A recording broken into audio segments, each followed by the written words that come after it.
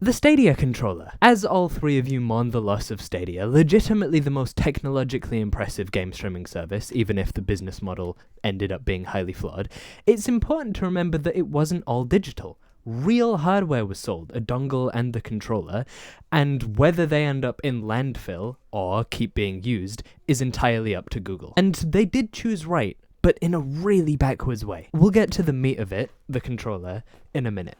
But for now, since there's not really much going on with it, the dongle is a Chromecast Ultra. A Chromecast is a Chromecast, other than the new Android TV ones with a remote and stuff, and a Chromecast still works. I don't think Google sells this exact model, but it's going to keep working. Obviously, I don't have a use for it, but other people will. You could just sell one if you got one with Stadia. Nothing's wrong with this. It's not going away. But then, now, the controller, which really reminds me of a Pixel 2 XL when I have a look at it, which is nice because I have fond memories of that phone. And I'm going to do more than just describe the controller. After this section, I will explain why the controller is still important. Google has done updates to it. It's changed. As far as the D-pad goes, it probably makes most sense for retro games, since it's really clicky, but also therefore requires quite a lot of force to push down relative to other controllers, and so it's frustratingly loud. If we compare this super clicky style to the modern application of D-pads, where you're probably more navigating around menus or switching directions quickly in a fighting game, I feel like the PlayStation 5 controller has the most well-suited D-pad, followed by the Xbox controllers. This is in the style of the Xbox controller in that it's clicky, just more clicky than the Xbox, but the PlayStation one is not clicky at all. It's much smoother. I much prefer it, and it's nicer, especially if you're hitting two directions at once, like up, right. That's a lot easier on the PlayStation controller. And another thing that's more like an Xbox controller is the analog sticks, which seems weird if you look at them from far away, because they're definitely in the PlayStation positions, but the actual, I'll show you, the surface of the analog stick is concave rather than convex with a ridge around the edge, and the grippiness around the edge and the tightness of the analog stick, it all feels more Xboxy. Still, even though I prefer that style, PlayStation analog sticks have never been a problem for me, even if they're less nice.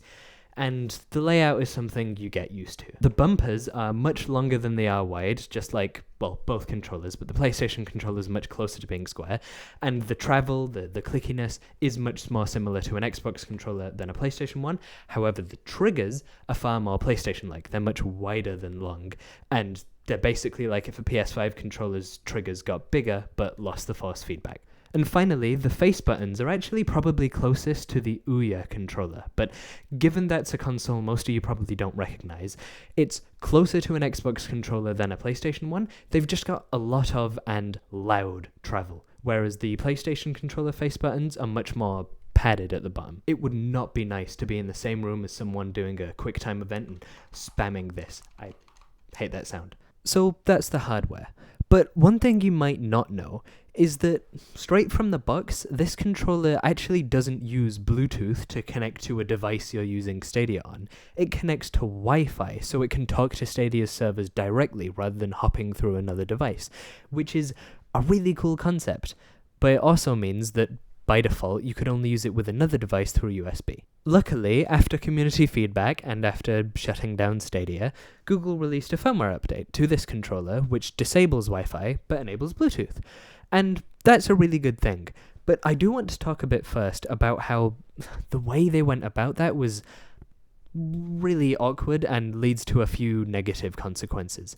Rather than releasing an app that you would download and then plug the controller in and flash it like that, Google used the standard called WebUSB, which is a standard that lets browser talk to USB devices without having some kind of app actually installed as a middleman.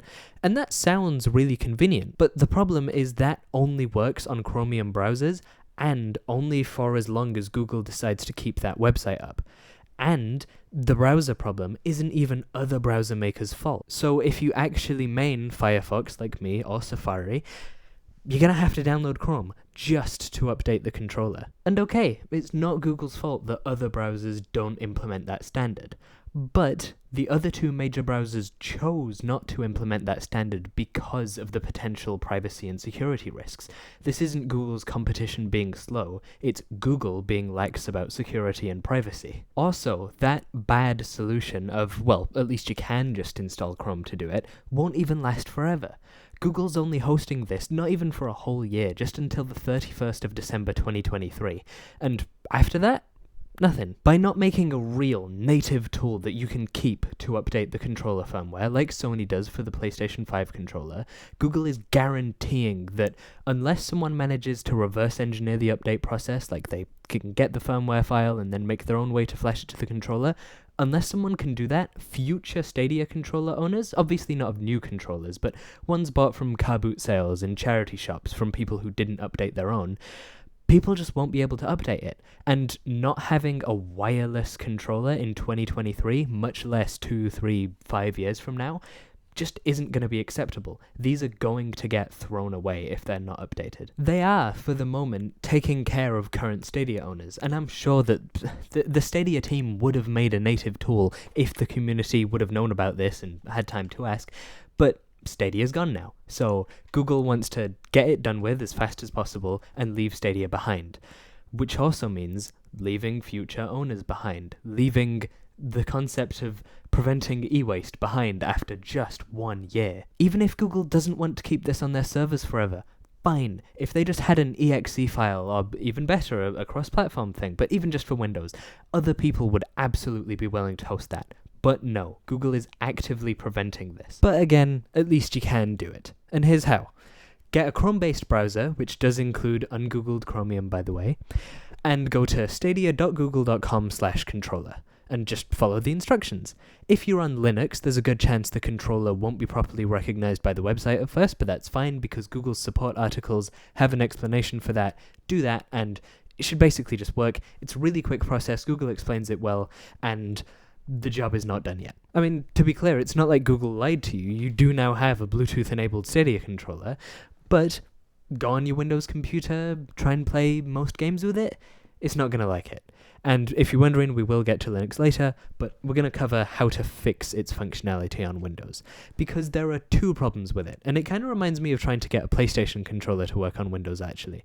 The first one is that games don't natively speak the language that this controller does, so we've got to put a layer in between that'll listen for a Stadia controller's inputs and make a fake Xbox controller, because most PC games are designed with Xbox controllers in mind. There's a good chance that Steam's generic controller mapping will handle this controller fine for Steam games, but for other things like Minecraft for Windows, you're going to need a translation layer app, which in this case is World of Joysticks. The install for the World of Joysticks X Input emulator was kind of janky, but it did work, and it does continue to work consistently as long as World of Joysticks is open.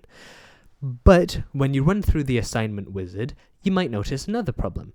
So that makes you go through every button on the controller, and it says, this is the equivalent button on an Xbox controller, press this button on your controller, so we know what to map the buttons to.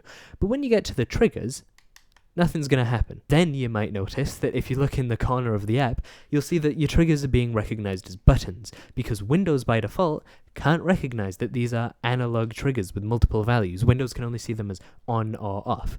Luckily, this fix doesn't require another app, it just requires a registry edit. Someone on Reddit put this together. You can look at the text, because it's not some random exe file, you can trust that it's not full of viruses. You just put that into Notepad, change the extension to .reg, double-click it, run, and then when you restart and go into World of Joysticks again, you should see that the triggers are actually recognized as triggers. If you were playing games that don't need analog triggers, and you never play games which need analog triggers, you could just not go through this effort and select in World of Joysticks that you want the triggers to be buttons, but how many people is that applicable to? It's probably just worth doing this. And once you have done that, all you need to do is change that little power button on the right from setting to playing, and everything other than vibration should work. Vibration is a wired-only thing, and it would be nice if Google sent another update to the controller if they figured out doing that over Bluetooth, but they've probably abandoned it at this point. Vibration is not too bad to lose out on. And now, basically every game should be able to recognize your Stadia controller. So that's Windows done. But what about Linux? Surely this is going to get complicated. Well, I mean, there is a Reddit guide, but I'm going to be honest, didn't need it. Everything just worked out of the box. There was absolutely no problem getting this to work with Wine things in Lutris, native apps, or Steam, and even integrated with GNOME's power management thing. Fine. I didn't have to do anything. This is the most seamless Linux experience I've had with any controller. Even my Xbox controller, because it's an Elite Series 2 one, I had to download extra drivers for. The PlayStation controller is sometimes fiddly with Bluetooth reconnecting. It just works. So regardless of the operating system you're on, the Stadia controller should still be usable. I know that I didn't mention macOS, but Apple doesn't care about Mac gaming, so why should I? So the Stadia controller's pretty nice. Definitely worth the £7 I paid for it, which actually included the Chromecast Ultra. Hopefully you've enjoyed. Go to the Discord server if you want to talk about technology, subscribe if you want to, and bye. Happy Stadia-ing.